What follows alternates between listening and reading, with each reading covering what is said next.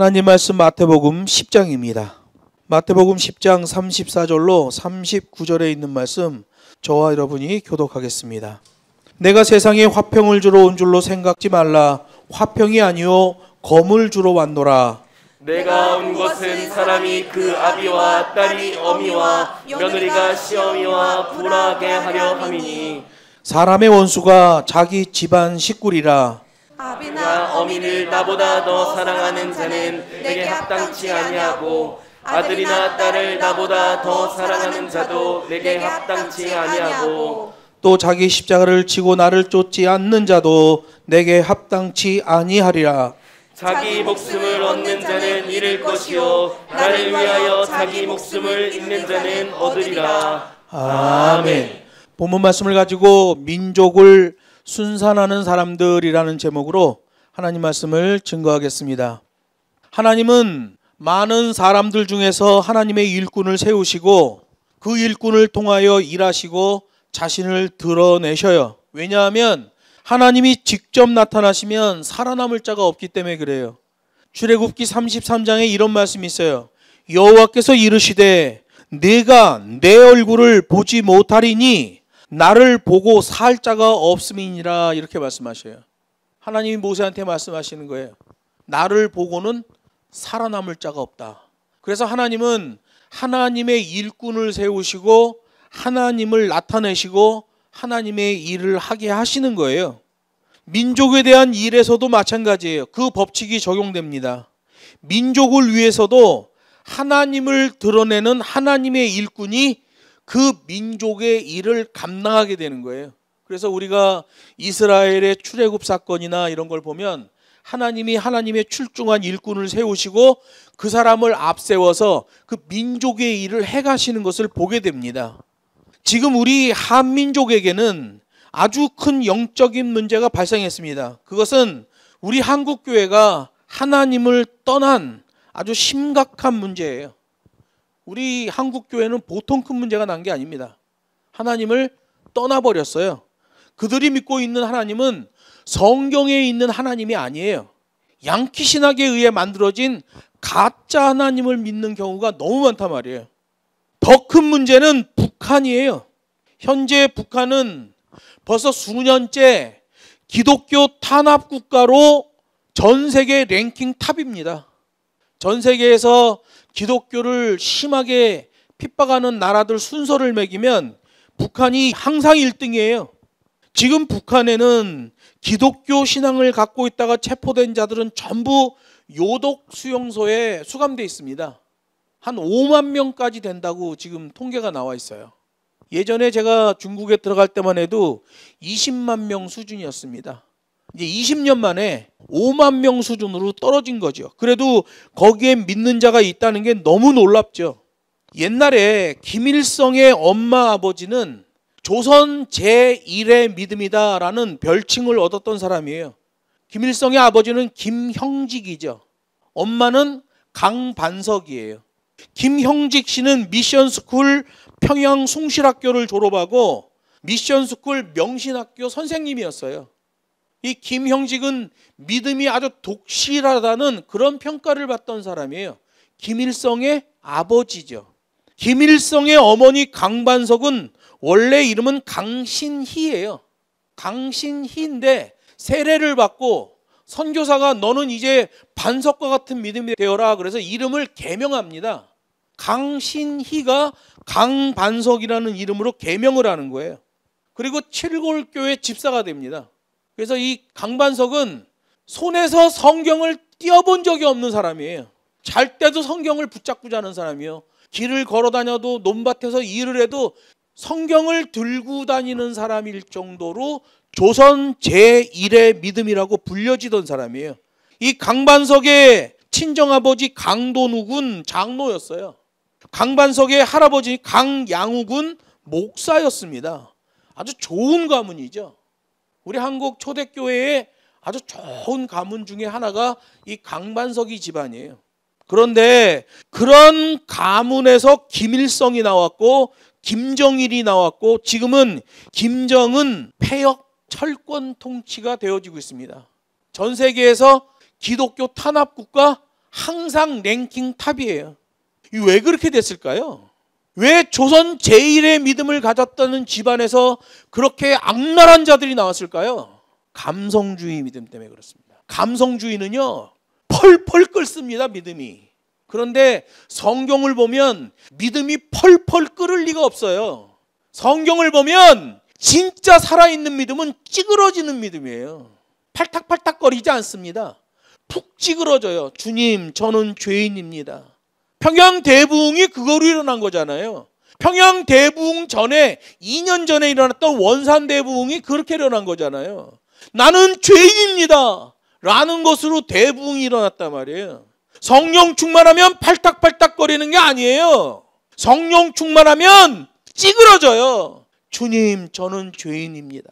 사회적으로 열심히 일하고 멀쩡하게 살아요. 그런데 그 사람 안에는 나는 죄인이다, 나는 하나님 없이는 도무지 살 수 없는 사람이다 라는 의식이 생기는 거예요. 그런데 조선 제1의 믿음이라고 했던 강반석과 김형직의 믿음은 그때 당시 사람들에게는 참 믿음 좋다라고 했는데 그 펄떡거림이 복음에 의한 펄떡거림이 아니라 자기 감성주의였던 거예요. 지금도 여러분 이단에 들어가 보세요. 얼마나 뜨거운가 믿음이. 구원의 확신이 대단합니다. 가짜예요. 진짜 성령에 붙잡힌 자는 나는 날마다 죽노라, 나는 죄인입니다, 이 믿음으로 가는 거예요. 그러면 찌그러져 있다고 해서 아무것도 안 하고 힘이 빠져 있는 상태냐? 그렇지 않습니다. 내가 죄인이라는 사실을 알게 되면 그 복음을 전하려는 열정이 생기게 되는 거예요. 그 열정, 패션은 고난이 되는 거예요. 그래서 수고로운 복음 전도자가 되는 거지요. 자기 기준, 자기 감성주의에 빠지는 신앙의 폐해가 바로 김일성 집안을 보면 알 수 있는 거예요. 그래서 복음의 적은 감성주의예요. 감성주의는 뭘 해도 죄고 안 해도 죄가 되는 거예요. 그러니까 감성주의 자체가 헛발질이죠. 조선 제1의 믿음이라고 했던 강반석과 김형직, 그 감성주의 때문에 김일성 같은 자가 나오고 김정일, 그의 아들 김정은이 나와져 있는 거예요. 여러분, 현실을 답답해하지만 말고 그 근본적인 원인부터 깊이 살펴야 돼요. 그래야 그 문제를 복음으로 해결할 수 있는 실마리가 잡히게 되는 거죠. 오늘 본문의 말씀은 예수님이 12제자를 파송하시면서 주신 교훈의 말씀이에요. 엄중한 제자도예요. 그 엄중한 제자도 때문에 발생하게 될 현실적 갈등에 대한 말씀이에요.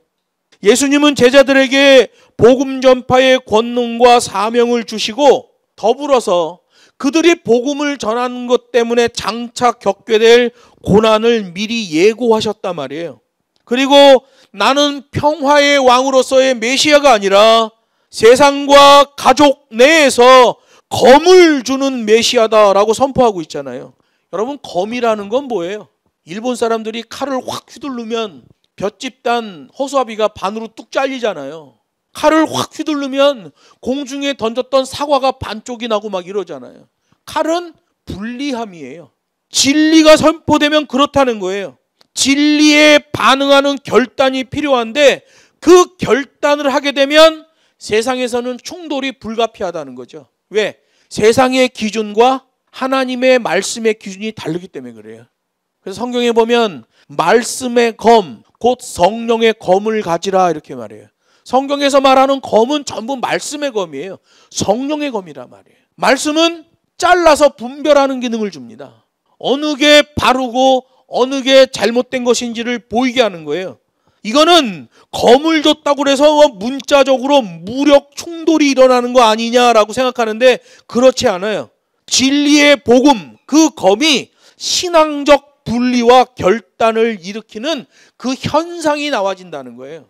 여호수아 24장에 보면 여호수아가 이스라엘 백성들에게 이렇게 선포합니다. 만일 여호와를 섬기는 것이 너희에게 좋지 않게 보이거든 너희 열조가 강 저편에서 섬기던 신이든지 혹 너희의 거하는 땅 아모리 사람의 신이든지 너희 섬길 자를 오늘날 택하라. 오직 나와 내 집은 여호와만 섬기겠노라 이렇게 말해요. 여호수아에게는 하나님의 계명, 하나님의 복음이 있잖아요. 그러니까 신앙적으로 분리되고 신앙적으로 결단되는 일이 나와진단 말이에요. 말씀에 검을 줬다고 해서 그 검으로 무력 충돌이 일어나게 하라는 게 아니에요. 히틀러는 이걸 착각했죠. 그래서 총으로 사람을 쏴 죽이고 칼로 사람을 막 찔러 죽였어요. 예수님을 죽인 유대인들, 이 악마 같은 놈들 이래서 막 죽였단 말이에요. 하나님이 주신 검은 그런 검이 아니에요. 신앙적 분리와 결단을 일으키는 현상을 말하는 거예요. 여기서 너희 열조가 강 저편에서 섬기는 신, 그러면 아브라함이 유프라테스 강을 넘어오기 전에 유프라테스 강 저편에 있는 신을 얘기하는 거예요. 아무루 신과 다간 신을 얘기하는 거예요. 그 다음에 가나안 땅에 들어와서 아모리 사람의 신이라고 말하면 바알과 아세라를 얘기하는 거예요. 하도 백성들이 찔통짓을 하니까, 이미 백성들이 그런 우상에 너무 많은 유혹이 일어나니까 여호수아가 마지막으로 얘기하는 거예요. 니들이 알아서 해라. 나는 여호와만 섬기겠다. 하나님의 말씀을 붙들면, 하나님의 계명을 붙들면 신앙적인 분리와 결단이 현상으로 일어난단 말이에요. 오늘 본문에 12제자에게 파송하면서 주신 교훈이 그거예요. 너희가 결단하고 복음의 말씀을 선포할 때는 사회적으로도 분리 현상이 나타날 것이다. 가족 가운데서도 분리 현상이 나타날 것이다. 너가 어디에 있든지 무엇을 하든지 분리 현상이 일어날 수 있다. 그것을 각오하라 라고 말씀하시는 거죠. 근데 요즘 교회들은 만몬신하고 타협을 하고 있죠. 교회로 만몬신, 물질신을 갖고 들어왔습니다. 아주 교회가 난장판이 돼 있죠. 그래서 오늘 본문은 불가피한 충돌에 대해서 말하는데요. 등장인물이 크게 세 개예요. 하나는 예수님, 하나는 제자들, 또 하나는 가족들이에요. 예수님은 검을 주시러 오시는 분이죠. 차별의 복음이 아니라 분별의 복음을 주시는 거예요. 이 검의 기능은 갈라내는 거잖아요. 이쪽과 저쪽을 갈라내는 거예요. 전신갑주를 말씀하실 때 성령의 검, 말씀의 검을 말씀하십니다. 하나님의 말씀을 아는 자는 검의 기능이 나와지는 거예요. 세상 기준과 하늘 기준 사이에서 무엇이 나를 세우고 살리는 것인지를 제대로 분별하는 사람이 되는 거예요. 그래서 고난 가운데서도 하나님의 말씀을 절대로 놓지 않는 거예요. 어떠한 유혹이 와도 하나님의 말씀을 놓지 않아요. 억만금을 준다고 해도 하나님의 말씀을 놓지 않아요. 이번에 캄보디아에서 사태가 났는데 이 뉴스가 나가면서 여러 목사님들한테 제가 소식을 들어봐요. 자기네 청년이 거기 나가 있다는 거예요. 일주일에 1,000만 원씩 준대. 무슨 카지노에서 일을 하는데. 그래서 나갔다는 거예요. 거기 잡혀 있대요. 여권 뭐 다 뺏기고 잡혀 있는 거예요. 성추행도 당한대요. 교회에서 청년들이 그런데 유혹을 당하고 있어요. 왜 그런 일이 벌어졌을까요? 하나님의 말씀의 검을 갖지 않았기 때문에 그래요. 일주일에 1,000만 원 주면 그런 거 인터넷에 광고 안 나와요. 이미 자기네 친인척들, 자기가 아는 사람들로 다 가지. 그걸 뭐하러 광고를 내? 그렇게 좋은 조건이면. 그 광고가 나왔다는 것 자체가 사기꾼이죠. 여러분, 예수님은 그 검을 주셔서 세상 기준과 하늘 기준을 분별하게끔 하시는 거예요. 그러면 제자들은 어떻게 해야 되느냐? 복음을 따르는 자가 되어야 된다는 거예요. 최우선순위를 예수님에게 둬야 된다. 심지어 뭐까지 말씀하셔요? 가족보다 예수님을 더 사랑해야 된다까지 말씀하시는 거예요. 자기 십자가를 지고 생명을 거는 궁극적인 헌신이 요구되는 사람들이 바로 제자 그룹이에요. 우리들은 제자 그룹에 들어가겠죠. 또 본문에는 가족들이 나옵니다. 가족이라 그러면 가장 가깝고 소중한 관계잖아요. 부모님, 자녀들. 그런데 복음을 받아들이는 문제에 있어서는 원수가 될 가능성이 높다라고 말씀하시는 거예요. 그러면 그것도 어느 정도 거리를 둬줘야 된다는 거예요. 가족들은요, 가장 가깝고 소중한 관계가 맞아요. 그런데 복음을 믿는 것에 있어서는 엄청난 걸림돌도 될 수 있다. 그래도 그 사람 앞에서 복음적 자세를 잃지 말아야 된다라고 말씀하시는 거예요. 그래서 제자도를 따르는 자들에 대한 결단을 말해요. 절대적 우선순위와 자기를 부인하는 것을 핵심으로 삼으라고 말씀하는 거예요. 이게 복음의 역설이죠. 우리 가족들 다 전도하고 다 예수 믿게 하고 인과 귀도 되어서 온 가문이 다 예수 믿게 하는 게 좋죠. 그런데 그렇지 않다는 거예요. 예수님의 복음은 진리와 비진리 사이에서 불가피한 분리를 발생시킨다는 거죠. 그래서 이거 안 하려고 가짜 복음에서는 심리적 평안과 사회적 화합을 말합니다. 심리적 평안과 사회적 화합. 이거 짝퉁 복음이에요. 진짜 복음은 관대한 복음이 아닙니다. 진짜 복음은 공의의 복음이에요. 하나님이 이것 하라 했으면 하고 하나님이 이거 하지 말라 그러면 안 해야 돼요. 하나님의 복음은 공의의 복음이고 그게 진짜 복음이죠. 가짜 복음은 심리적 평안을 말하고 사회적 화합을 말해요. 그건 짝퉁 복음이에요. 그러한 진짜 복음에 의한 검에 의한 분리는 세상에도 영향을 주고 가족에까지 영향을 주는 거예요. 저항과 고난이 발생할 수 있다라고 말씀하시는 거죠. 그러나 여러분 그것 때문에 우리가 고립되지는 않아요. 우리가 하나님이 주신 그 분리의 검을 사용할 때에 세우고 살리는 권세가 나와지게 하는 거예요. 가족 사랑보다 예수님을 향한 사랑을 더 우선에 두어야 예수의 제자로서 합당하다라는 것을 원칙이라고 선포하시잖아요. 이거 꼭 지켜야 되거든요. 그거는 가족을 사랑하지 말라는 게 아니잖아요. 영적으로 그 사람이 지켜지기 위해서 모든 것보다 예수님을 절대적 위치에 두어야 된다라는 말씀을 하는 거예요. 고로 예수님의 진정한 제자는 자기 십자가를 지고 주님을 따르는 거예요. 목숨을 얻으려고 하는 자는 잃을 것이고 예수님을 위하여 목숨을 잃으려고 하는 자는 얻게 된다는 것이 자기 부인의 역설적 진리, 참복음이 되는 거예요. 여러분 예수님은 평화가 아닌 검을 주러 왔다라고 말해요. 이 원문에 보면 나는 평화를 주러 오지 않고 검을 주러 왔다라는 말이 원문에 보면 나는 피스를 주러 온 게 아니라 샬롬을 주러 왔다라고 해석할 수 있어요. 세상이 말하는 피스와 성경이 말하는 샬롬은 약간 차이가 있어요. 평안에서는 비슷해 보이지만 피스는 상황이고 샬롬은 영혼을 관리해요. 그래서 내가 평화를 주러 온 게 아니라 검을 주러 왔다 할 때는 나는 피스를 주러 온 게 아니라 샬롬을 주러 왔다라고 이해하는 게 바른 거예요. 기독교인들의 신앙은 하늘 평안 샬롬을 얻기 위해 발생하는 갈등을 감수해야 돼요. 우상숭배나 죄에 타협하면 평화가 옵니다. 거짓이에요. 캄보디아 갑니다. 한 달에 1,000만 원씩 준대요. 비행기 탔을 때 얼마나 기분이 좋아요. 그 사람하고 메시지 오고 갈 때 얼마나 좋아요. 기분이 좋아. 평화가 깃드는 것 같아. 우상숭배나 죄와 타협하면 그런 평화 따위 같이 보여지는 걸 느끼게 된다니까요. 그런데 성경은 말해요. 그것을 과감하게 거부하라. 보이스피싱 거부하라. 영끌 거부하라. 세상 기준 거부하라 라고 말씀하시는 거예요. 자기 십자가가 되는 거죠. 매일의 삶에서 자기를 부인하고 하나님의 뜻을 따르는 결단이 필요하다는 거예요. 복음 때문에 불편해지는 것 감수하라는 거예요. 복음 때문에 손해를 보는 것 감수하라는 거예요.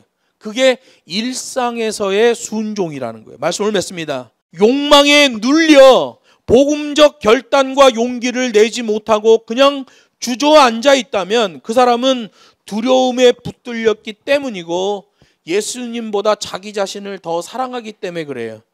모험적인 신앙에 자신을 노출시켜야 돼요. 도전하는 용기에 자신을 체질화시켜야 돼요. 이것이 평양 대부흥을 경험한 한국의 믿음인 거예요. 성경이 요구하는 신앙도 바로 그거죠. 그냥 뭐 구원받았네, 너 구원받았네, 나 구원받았네, 티죽이죽, 칠렐레, 팔렐레 뭐 앞에서 춤추고 난리치고 그런 건 의미가 없어요. 그거는 복음하고 아무 관련이 없어요. 자기 기분이에요. 감성주의죠. 아브라함은 민족은 물론 열국의 아버지가 되잖아요. 그런데 그 사람의 기준을 보면 모험적인 신앙 도전하는 용기예요. 뭐 하나 믿고 따라가요? 내가 너에게 지시할 땅으로 가라. 갈 바를 알지 못하고 이거 하나 붙들고 출발한 게 아브라함이에요. 그 사람으로 인해 민족이 만들어지고 그 사람으로 인해 열국이 복받는 역사가 일어나잖아요. 민족을 순산하는 자가 돼버리는 거예요. 자기 기준, 자기 느낌, 자기 생각, 자기 기준의 감성주의 신앙은 백해무익한 신앙이에요. 오로지 계명적 신앙만 유효한 거예요. 하나님에 의해 하나님의 일꾼으로 세워져 복음에 순종하고 하나님을 드러내고 하나님의 계명을 삶에서 드러내는 자, 그 사람은 자신은 물론 민족까지 복음적으로 순산해내는 진짜 그리스도인인 거예요. 그래서 아브라함의 믿음을 본받으라고 그러잖아요. 민족을 순산해냈던 아브라함. 우리 한 사람 한 사람이 그렇게 하나님 말씀 붙들고 민족을 순산하는 진짜 신앙, 진짜 그리스도인 되기를 주 예수의 이름으로 축복합니다.